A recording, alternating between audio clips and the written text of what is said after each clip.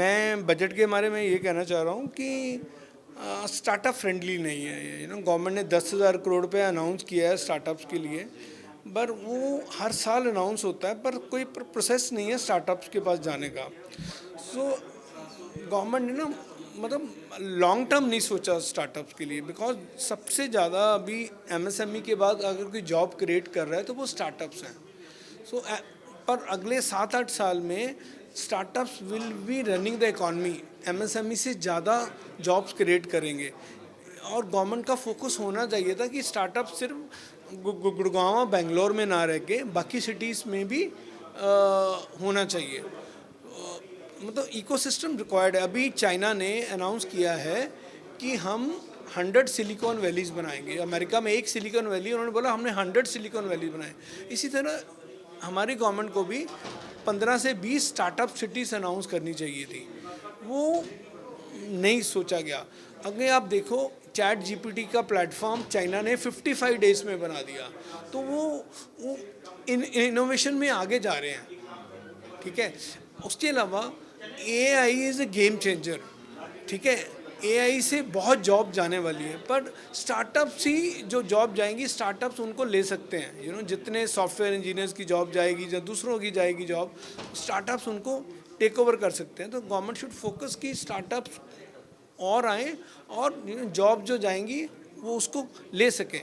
वो सोचा नहीं गया। अभी इन्होंने गवर्नमेंट ने अनाउंस किया था कि हम 10,000 करोड़ रुपये एआई के लिए रखेंगे, और जिसमें से 2500 करोड़ रुपया एआई स्टार्टअप्स को देंगे। वो अनाउंस ही नहीं किया उन्होंने कि बजट में अनाउंस करेंगे।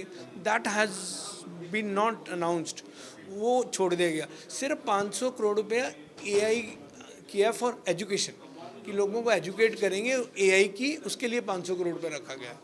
बट आई थिंक 500 करोड़ से क्या होने वाला, because AI is coming very fast in India को उसको इनकरेज करना चाहिए। पता नहीं वो बजट में क्यों किया गया, इग्नोर किया गया। और दूसरा infrastructure, India is very bad. Infrastructure के लिए कुछ नहीं किया गया, कुछ अनाउंस नहीं किया गया।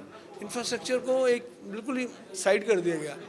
हाउसिंग सेक्टर के लिए अनाउंस किया गया। हाउसिंग सेक्टर के लिए बहुत ज़रूरी था। जो रीज़न क्या है कि हाउसिंग सेक्टर मतलब बहुत investors are going towards Dubai. ठीक है, पर गवर्नमेंट ने कोई सोचा नहीं कि हम क्यों नहीं बना सकते दुबई, लोग यहाँ क्यों नहीं इन्वेस्ट, क्योंकि आप देखिए 85% ग्लोबल इन्वेस्टर दुबई में कर रहे हैं। इंडिया में 0.5% भी ग्लोबल इन्वेस्टर हाउसिंग में नहीं आते। तो गवर्नमेंट ने आउट ऑफ द बॉक्स नहीं सोचा। This budget is not out of the box. होना चाहिए था जो अगर गवर्नमेंट ने सोचा कि हमें थर्ड इकॉनमी बनना है, तो वो थर्ड इकॉनमी वाली बात नहीं थी बजट में। वो दैट हैज़ बीन इग्नोर्ड। बहुत चीज़ें इग्नोर हुई हैं, आउट ऑफ द बॉक्स नहीं है। बजट के बारे में मैं इतना बताना चाहूँगा कि ये एक overall very balanced and good budget, balance और गुड बजट है रहा है इस बार का। ये केवल किसी एक पर्टिकुलर स्ट्रेटा के लिए, पर्टिकुलर एक क्लास के लोगों के लिए नहीं रह के सभी क्लास के लोगों का उन्होंने ध्यान रखा है। जो मिडिल क्लास होती है वो 10 से 12 लाख रुपए के एनुअल इनकम के आसपास अराउंड रहते हैं, तो उनको बिल्कुल टैक्स फ्री कर दिया है। तो बहुत बड़ा बूस्ट दिया है, बिकॉज कोई भी इकोनॉमी होती है उसका सेंटर पॉइंट कंज्यूमर होता है। अगर कंज्यूमर की जेब में पैसा नहीं होगा तो कैसे इंडस्ट्री चलाएगी, कैसे कोई इंडस्ट्री चलेगी जब वो खर्चा ही नहीं कर पाएगा। तो जीडीपी तो कंज्यूमर से चलनी है ना। तो इसलिए इन्होंने ये अच्छा करा है कि चलिए उसके जेब में पैसा आएगा तो और इकोनॉमी में बूस्ट आएगा। तो उसके अलावा इन्होंने जो हायर क्लास के लोग, ये तो सेक्शन 87A के अंदर मिल जाएगा आपको 12 लाख का बेनिफिट। जो न्यू टैक्स रिजीम है उसके अंदर इन्होंने ओवरऑल जो टैक्स के स्लैब्स चेंज किए हैं उससे लगभग 30 से 35% लेस इनकम टैक्स आपको देना पड़ेगा।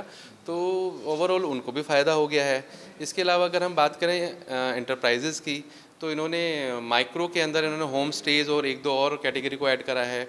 एमएसएमई के अंदर इन्होंने क्रेडिट गारंटी जो सीजीटी एसएमई है उसकी लिमिट बढ़ा के 5 करोड़ से 10 करोड़ करा है। It's a very big boost sir. अगर कोई एमएसएमई लोन लेने जाती है और उसको अगर कोलेट्रल मांगा जाता है तो वो सर्वाइव नहीं कर पाते, वो नहीं दे पाते कोलेट्रल। तो ये सीजीटी एसएमई स्कीम के अंदर इन्होंने बड़ा अच्छा काम करा है।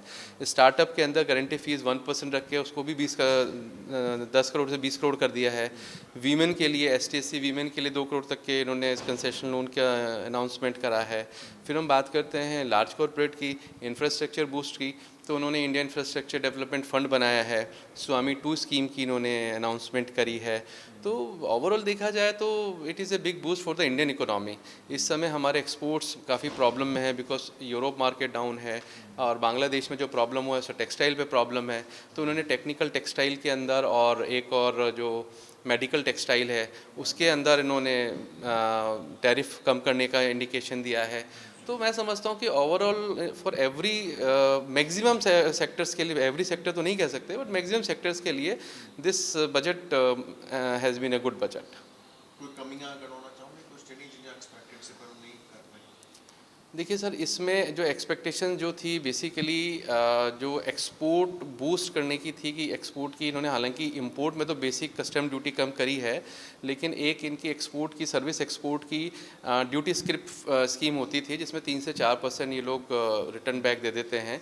वो उम्मीद थी थोड़ा और बढ़ाते उसको ये लोग तो और एक्सपोर्ट थोड़ा बूस्ट होता, वो थोड़ी एक्सपेक्टेशन कम रह गई। और नए मेडिकल कॉलेज बनाने की उनको एजुकेशन में ध्यान देना पड़ेगा। मेडिकल एजुकेशन बहुत कम है, मेडिकल की पढ़ाई 1-1 करोड़ की होती है, ऐसा कुछ 1 करोड़ का लग नहीं रहा होता क्योंकि वो साथ में हॉस्पिटल भी बना रहे हैं तो हॉस्पिटल से तो इनकम होती है उनको।